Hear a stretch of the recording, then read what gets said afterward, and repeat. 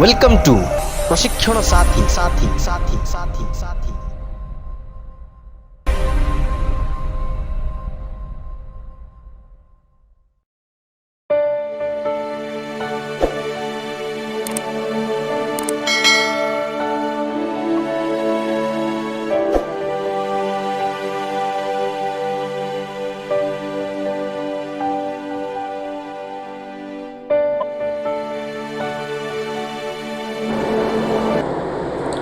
प्रभु जीशु मधुर नाम समस्त को नमस्कार। और प्रभु आमको दया कले आज दिवस चरण तले बसी पवित्र धर्मशास्त्र ध्यान करने निमंते मु मन पकाइवाई चाहे आम हितजनक शिक्षा बा साउंड डॉक्ट्रिन शिखुछु। आर सप्तम अध्याय आपण मानू पुनर्बार स्वागत जनाए। आसतु मिलमिशी आज आम साउंड डॉक्ट्रिन सप्तम अध्याय रिपेंटेंस उपरे आमे शिखिबा। आज प्रसंग हेउछि पाप गुड़ी को पृथकीकृत करंतु नहीं। पाप गुड़ी को पृथकीकृत करंतु नहीं। Do not differentiate between since. पाप गुड़ी को पृथकीकृत करंतु नहीं। आसतु ए प्रसंग मध्य को जीवा पूर्व आमे संक्षिप्त भाव में प्रार्थना करबा। अपना अपना जीवन को नम्रतार सहित प्रभु चरण तले समर्पण करी प्रार्थना करबा। स्वर्गीय पिता परमेश्वर आमे समस्ते तुम चरण तले समर्पित होउछु। प्रभु आम तुम दया कर। तुम जीवित वाक्य मध्य दे तुम आज आम सहित कथा कुह। तुम वाक्य शिखबू बुझीबू तदनुसार प्रभु आम आत्मिक जीवन में बढ़ापी आम साहय कर। प्रभु तुमर ईश्वर आम शुणवाई जीशु नाम मागुच पिता आमेन। पुनर्बार आज बाइबल अध्ययन में आपण स्वागत जनाए। आमे पाप गुड़ी को पृथकीकृत करंतु नहीं यही विषय आज आम शिखा। अनेक समय आमे पाप गुड़ी को छोट पाप बड़ पाप आई पाप द्वारा बड़ दंड मिल से पाप द्वारा किसी असुविधा नहीं चलो बोलिकी आम मन कर। यह पाप गुड़ी को आम ए प्रकार मन करुचु। उदाहरण स्वरूप जितेबाला आम गोटे पोशाक किणवा निमंते ड्रेस किणवा निमंते गोटे दुकान को जाऊँ सेठी ड्रेस रो साइज गुड़िक थी एस माने स्मॉल थी, एम माने मीडियम थी, एल माने टिके लार्ज थी, एक्सेल एवं वर्तमान डबल एक्सेल बाहर ए प्रकार था। किंतु मन रखु पाप को जदि आम देखुछु से प्रकार स्मॉल कि मीडियम कि लार्ज कि एक्स्ट्रा लार्ज ए प्रकार साइज रो पाप रे आम ए प्रकार साइज छोट बड़ बोलिके आम कहि परिबा। पाप पाप माने पाप आहा छोट पाप कि बड़ पाप से जघन्य पाप एटा सह माने किछि हम ना चलो ए प्रकार कौन विषय ना बाइबल में। पाप प्रकृत रे पाप को जानापी आमको रूट वर्ड ग्रीक बा एवरी भाषा को आमको जीवाई पड़ो। ग्रीक भाषा रे यह को आमार्जिया बोले कि कहती जार अर्थ मुख्यतः तीन प्रकार आम बुझा। प्रथम हूँ कौन लक्ष्य भ्रष्ट होगा मिसिंग द मार्क। लक्ष्य भ्रष्ट होगा गोटे गोटे लक्ष्य अच्छी आ लक्ष्य को भेद करार अच्छी किंतु आम लक्ष्य भेद न करिकी लक्ष्य भ्रष्ट हो प्रकृत में पाप बोलिकी कहुए। और द्वितीय आम जो परमेश्वर आमको जो स्तर में तैयारी कर गौरवजनक स्तर से स्तर विरुद्ध में कार्य करने हूँ पाप। तृतीयतः आम जो स्तर में प्रभु आमको निर्माण करते सादृश्य अपना प्रतिमूर्ति से प्रतिमूर्ति ठारू पतित होगा हूँ पाप। मन रखु आउ दाऊद ये तीन प्रकार को से स्पष्ट रूपे बुझी थे। तेणु से गीत संहिता 51 तार एक पदरे से एक प्रकार कहते मोर अधर्म सब मार्जना कर। दुई पदर से कहते अपराध प्रक्षालन कर बोलिकी। आउ से दुई पदर बी लाइन रे कहते पाप को पाप रु मते सूची कर बोली। आम ये देखु कौन पाप पाप को से ए प्रकार कहते कौन अधर्म अपराध आओ पाप बोलिके से वर्णना कर। से गभीरतार सहित से पाप को बुझिकी अपना जीवन को से मन परिवर्तन कर प्रभु निकट में अपना जीवन को समर्पण कर। पुनर्बार आम देखा विपथगामी होगा लक्ष्य भ्रष्ट होगा मिसिंग द मार्क माने कौन। विपथगामी होगा लक्ष्य भ्रष्ट होगा माने कौन। प्रकृत में आम जदि आम सुटिंग को जीवा सुटिंग माने कौन से एक लक्ष्य भेद आम प्रतियोगिता जाऊँ आम लक्ष्य भेद करुँ तीर द्वारा कि बंधुक द्वारा जदि आम गोटे इंच जदि आम विपद आमर तीर बा गोली अलग जगह को जाऊँ गोटे इंच ताहले लक्ष्य भ्रष्ट कि गोटे माइल दूर को गले आमर तीर लक्ष्य भ्रष्ट जदि आम प्रकृत लक्ष्य को भेद करूना यह गोटे इंच दूरता हो कि गोटे माइल दूरता हो ताहा लक्ष्य भ्रष्ट बोली कहुए मन रखु बेले बेले आम कौन करम गाँ गहली मानक आम समाज रे रिंग खेल था आम रिंग फोपाड़ू रिंग गोटे जिनिस अच्छी जिनिसर जब संपूर्ण रूपे से आम फिंगी रिंग जब कवर करुच्ची तेबे ही आम जितुचु जदि यह एक तृतीयांश जदि आसिले सेटा डिस्क्वालिफाई हम कि अधारे से रिंग पड़े डिस्क्वालिफाई प्रकृत में जदि आम कौन कह मिसिंग द मार्क बा लक्ष्य भ्रष्ट को जदि बुझा पाप को बुझा प्रकृत में आमर जीवन शैली कि प्रकार होबार अच्छी आगे से त्रुटि रोचे से आम पाप बोल बुझे से रोमियो पुस्तक तार 3 पर्वर 23 पदे साधु पाउल ए प्रकार कहती से कहती समस्ते तो पाप कर पुणी ईश्वर गौरव रहित होती अर्थात पृथ्वी रे कहीं नहांती धार्मिक जी कि संपूर्ण रूपे परिष्कृत अच्छा पाप नहीं बोले कि केवल प्रभु जीशु ख्रीस्ट आउ छाड़ीदे आम समस्ते समस्ते पाप रे पतित हो किए कौन कहे 50% आउ किए 30% किए 70% किए 90% किसी आम पाखे पाप रही। तृतीय विषय आम शिखा साधु जाकुबों द्वारा आम शिखा से आम जीवन में प्रयोगात्मक केतोटी उदाहरण से दौरान जाकुब पुस्तक तार 2 पर्व 9 पदर जदि 11 पद पर्यंत जदि पढ़ा से कहते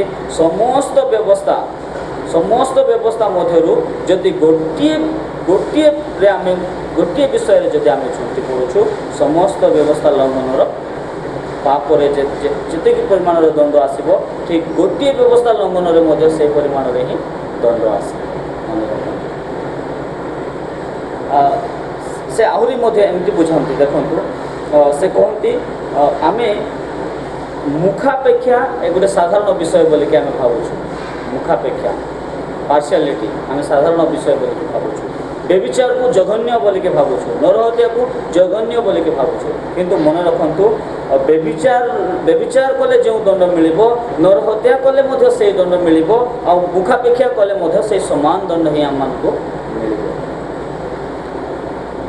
प्रभु जीशु ख्रीस्ट मूल शिक्षा को जब आम देखा मैथ्यू लिखित सुसमाचार तार 5 पर्व 21 और 22 पद मैथ्यू चैप्टर 5 वर्स 21 एंड 22 एटी जदि देखा प्रभु ये स्पष्ट रूपे बुझाइवाई चाहते नरहत्या बनाम क्रोध करवा हुए तो आम नरहत्या करूना जदि केवल नरहत्या ही पाप नुहे गोटे जड़े भाई को आम क्रोध करवा सहित सामान बोलिक प्रभु जीशु आम को शिक्षा दिखती आउ जब से 5 पर्वर 27 और 28 पद 27 और 28 को जब देखिए आम जनक सहित अनैतिक शारीरिक संपर्क रखले ही व्यभिचार नुहे किंतु जन को देखा द्वारा देखिकी आम जहाँ खराब चिंता करुँ ता द्वारा आम व्यभिचार करुँ बोलिक प्रभु जीशु आम को शिक्षा दौरान से कहते व्यभिचार बनाम काम भाव में दृष्टिपात कर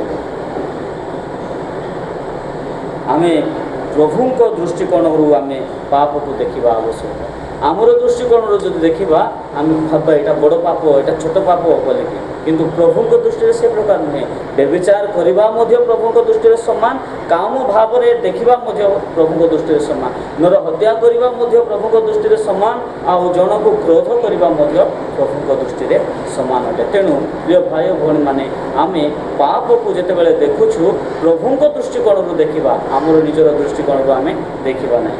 चतुर्थ विषय आम शिखा पाप को प्रभु विभिन्न नाम रे बुझाई था विभिन्न भाव में प्रभु आमको पाप को बुझाइवाई चेष्टा कर बुझाई गलातीय पुस्तक तार 5 पर्व 19-21 पद जदि देखा सेठी बेविचार विषय लिखा अच्छे। बेविचार को आहुरी कौन कौन बोली कह जाए, कामुकता कह जाए, अशुचिता कह जाए बेविचार को। ठीक से प्रकार नरहत्या को कौन कह जाए, शत्रुता नरहत्या सदृश कौन कह विवाद क्रोध दलभेद मतभेद आउ ए सब हूँ ईर्षा करवा ए सब हूँ नरहत्या सहित सामान अटे। गोटे विषय आम जो देखा अपबय पुत्रंकर दृष्टांत को जो देखा से ज्येष्ठ पुत्र से कौन कहे से ता मन तार सबकि ठीक थिला किंतु तार भाई को ईर्षा कला ईर्षा ईर्षा द्वारा से बहिष्कृत हो। आम जीवन हुए तो सबकि ठीक थी पारे किंतु ईर्षा जदि अच्छी ईर्षा नरहत्या सहित प्रभु दृष्टि में समान। पंचम विषय आम शिखा आमर बुझीबार स्तर अनुसार आमर बुझीबार स्तर अनुसार आम पाप को कि प्रकार बुझुच आमर स्तर अनुसार प्रथमतः आम भावुँ दाऊद बेसी बड़ पाप कर साउलंकर पाप टी छोट थी बोली आम अनेक समय चिंता कर किंतु मन रखु परमेश्वर दृष्टि को जब देखा परमेश्वर दाऊद को मनोनीत कर साउल को से बहिष्कार कर आमर दृष्टि आमर बुझीबार स्तर कौन दाऊद जघन्य पाप कला दाऊदर ना शुणिले आमको लगुच से गोटे बहुत बड़ पाप कर किंतु साउलंकर पाप आमको जोटा हल्का बोली लगुच आ प्रभु से साउल को ही बहिष्कार कर उदाहरण अच्छी पवित्र धर्मशास्त्र पितरंकर पाप जिहुदार पाप इस्राएल जिहुदार पाप ठारू टिके हल्का कौन कहे टिके बड़ बोली कि जना पितर प्रभु को अस्वीकार करुच्छी इस्राएल जिहुदा प्रभु को स्वीकार कर धराई दौर किंतु कौन हो इस्राएल जिहुदा आत्महत्या करुच्छी आउ किए तार निजर शिष्यत्व पद को से हराऊँ शिष्यत्व पद को हराऊँ अन्य पार्श्व पितर जी प्रभु को अस्वीकार करुच्छी 3 थर अस्वीकार करुच्छी सीए प्रभुंकर शिष्य मान मध्य मुख्य होती से मुख्य शिष्य नाम भाव से कार्य कर पाप को बुझार स्तर अलग प्रभु पाप को बुझाइबार स्तर अलग। षष्ठ विषय आम शिखा क्षुद्र पाप व सामान्य पाप बोली निजको प्रतारित करंतु नहीं निजको प्रतारित करंतु नहीं एटा छोट पाप एटा बड़ पाप सामान्य पाप किसी हम ना बोली पाप को तुच्छ कर निजको प्रतारित करंतु नहीं। उपदेशक पुस्तक तार 10 पर्वर 1 पदरे ए प्रकार लिखा अच्छी मोला माछी गंध बणिकर सुगंधी तैल को दुर्गंध कर पकाए। मोला माछी माछी गोटे छोट किंतु किंतु गंध बणिकर सुगंधी तैल गंध बणिक माने गोटे सेंट अतर बिकवा लोक तार बहुत संख्यार थिबा सेंट को अतर को से कौन करदेव संपूर्ण रूपे दुर्गंध करदेव। छोट हेले तार प्रभाव बेसी पाप छोट छोट बोलिकी जिते आम सामान्य बोलिकी खामुखियाली भाव में नहीं जाऊँ अभ्यास तो रही जाऊँ यह आम बड़ आत्मिक जीवन आमर 90% पवित्र थिबा जीवन को यह नष्ट कर पकाई। जदि आम परम गीत देखा अधिकांश समय आम परम गीत पढ़ी न था कि परम गीत तार 2 पर्वर 15 पदरे ए प्रकार लिखा अच्छी आम मानक द्राक्षा क्षेत्र नाशक श्रृगाल मानक क्षुद्र श्रृगाल मानक धर बोली से गोटे द्राक्षा क्षेत्र विषय से कहते फ्रुटफुलनेस फल कौन कहे फलयुक्त जीवन फलप्रद जीवन आउ फलप्रद जीवन को आ उत्तम फल फलुवा विश्वासी मानकर जीवन को क्षुद्र श्रृगाल नष्ट कर तेणु से कहते क्षुद्र श्रृगाल को धर आम अधिकांश समय बड़ श्रृगाल ही नष्ट कर बोलूँ नाई प्रिय भाई भाई मैंने आम जीवन में छोट छोट क्षुद्र बोलिकी आम निजक प्रतारणा जो करुँ से क्षुद्र पाप को आम आम दूर करने पड़े। तेणु मुझे कहूँ क्षुद्र पाप आउ सामान्य पाप बोलिकी निजक प्रतारित करंतु ना।